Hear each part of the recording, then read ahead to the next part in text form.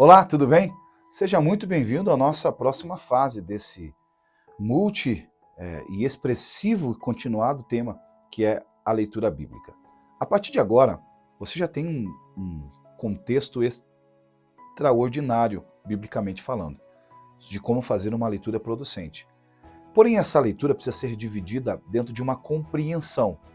Quando lida, a análise feita, e anota isso agora, por favor, a análise feita na leitura precisa passar dentro de uma metodologia.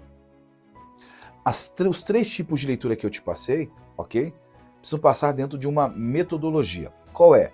Eu preciso avaliar 4 pontos do texto, seja do versículo, seja do texto todo, seja da carta do capítulo. Qual é, Cleison? Texto, contexto, referência e inferência. Eu estou falando da leitura. Não estou falando da pregação, nem da exegese, nem da hermenêutica. Estou te falando a expressão de metodologia para com a leitura. Texto, contexto, referência e inferência. Texto são as palavras contidas em uma passagem específica. Contexto é a parte que fica antes ou depois do texto. Antes ou depois do texto que estamos lendo. O contexto pode ser imediato ou remoto. Pode ser um versículo, ou um capítulo inteiro, ou até mesmo um livro inteiro, fazendo referência daquele versículo, como é o caso de Provérbios, ok?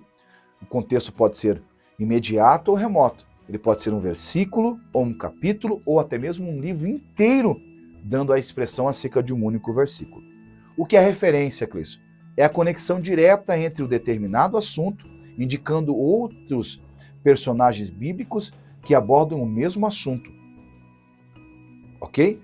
É uma conexão direta entre determinado assunto, indicando outros personagens dentro de outros textos que abordam o mesmo assunto. Isso é referência. E inferência é uma conexão indireta entre os assuntos, ou uma dedução ou conclusão baseada no contexto entre os assuntos. Ok? Eu vou te mostrar isso com versículos. Mas você precisa colocar dentro da tua leitura para analisar o texto, ok? Para analisar o que você está lendo e fazer a metodologia do texto, contexto, referência e inferência, ok? Vamos fazer, por exemplo, a análise do texto. Muitas pessoas que usam o texto, por exemplo, de Filipenses 2:8, e sendo encontrado em forma humana, humilhou-se a si mesmo e foi obediente até a morte e morte de cruz. Isso é a minha leitura que eu te expliquei lá no começo. É aquela leitura que eu faço de um versículo. Oro, leio e estudo. Mas para eu entender este texto de Filipenses 2:8, eu preciso olhar o contexto.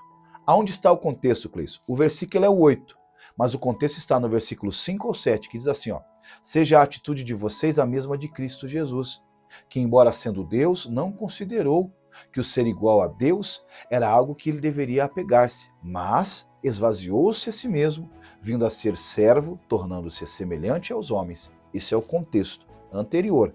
Só que o verso 8 continua para o verso 9, e há um contexto no verso 9 e verso 2, dizendo assim, ó: por isso é portanto, entanto, todavia, está dando continuidade, por isso Deus o exaltou a mais alta posição e lhe deu um nome que está acima de todo nome, para que ao nome de Jesus se dobre todo o joelho, nos céus e na terra, debaixo da terra, e toda língua confesse que Jesus Cristo é o Senhor, para a glória de Deus Pai. Ok? Entendeu a leitura? Que sensacional! Há um versículo-chave, porém há um contexto anterior e um contexto posterior que dá o sentido da leitura, que dá o crescimento da leitura, que aplica a verdade e que mostra quem é Deus. Vamos agora entender o que é referência? O texto continua sendo Filipenses 2:8. Agora vamos falar de referência. E sendo encontrado em forma humana, e ali nós vamos utilizar a forma humana como sendo a base, porque é essa a expressão. Humilhou-se a si mesmo e foi obediente até a morte, morte de cruz. É o outro ponto de análise que nós grifaremos no nosso texto. Qual é a referência? Por essa razão, era necessário que ele se tornasse semelhante aos seus irmãos em todos os aspectos, para se tornar sumo sacerdote misericordioso e fiel como relação a Deus e fazer propiciação pelos nossos pecados. Qual é a referência? Hebreus 2:17. Eu fui lá e li na NVI e eu entendi que Filipenses 2:8 tem a mesma referência de Hebreus 2:17. ok? Outra referência, tendo os olhos fitos em Jesus, autor e consumador da nossa fé, ele, pela alegria que lhe fora proposta, suportou a cruz, desprezando a vergonha, e assentou-se à direita do trono de Deus. Hebreus 12, 2. Bacana? Conseguiu compreender agora? Referência. Vamos ver agora inferência. Lembra o que eu lhe falei sobre inferência? Ok? E sendo encontrado em forma humana, é o texto. Humilhou-se a si mesmo e foi obediente até a morte e morte de cruz. Esse é o nosso texto. Qual é a inferência? Por isso é que meu Pai me ama, porque eu dou a minha vida para retomá-la. João 10, 17. Isso é o texto da inferência. Qual é a inferência, Cleiton, aqui? Mas Jesus permaneceu em silêncio e nada respondeu. Outra vez, o sumo sacerdote lhe perguntou: você é Cristo, o Filho de Deus? Bendito? Ele diz: sou. E vereis o Filho do Homem assentado à direita do Poderoso, vindo com as nuvens do céu. Marcos capítulo 14, versículo 61 ao 62. Isso é inferência, ok? É a forma pela qual nós trazemos o texto à compreensão habitual, ok? Você precisa colocar na sua leitura, nos 3 métodos de leitura que eu te apresentei lá no começo. Volta à aula. As 4 posições que eu te apresentei, ok? Texto, dentro do texto que você procura, contexto, ok? E analisar também a inferência que existe no texto, tá bom? Você fazendo isso, automaticamente o texto começará a gerar proporção. Anota isso, por favor. Se o texto não gerar proporção, a fim de você gerar questionamento, dúvida na leitura, a sua leitura pautará em retomada. Cleiton, se eu não alcançar a proeminência de encontrar as referências, as inferências dentro do texto e do contexto, automaticamente faço uma retomada de leitura. Não tenha preocupação de ler a Bíblia toda dentro de 12 meses, não é essa a intenção. Você aprenderá a fazer uma leitura que te traga a plena compreensão ainda nela, o texto se explicando no próprio texto.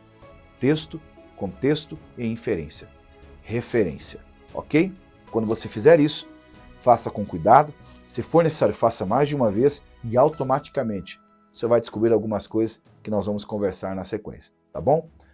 Retome esse conteúdo, papel e caneta, refaça a análise do que eu te apresentei, volte a ler Filipenses 2:8 e entenda o texto, o contexto, a referência e a inferência dentro da leitura programada da carta que você tem e você vai compreender quão extraordinário você vai tramitar para o sucesso. Eu tenho plena convicção que o caminho projetado a você será extraordinário. O que eu estou te entregando aqui, que nós da Gospel Class estamos te oferecendo, é destravar a tua mente para alcançar um sucesso extraordinário na tua vida. Se você aprender a ler a Bíblia, se tornará muito mais fácil você pregá-la, você ministrá-la e você vivê-la. Te vejo daqui a pouco. Deus te abençoe. Até a próxima.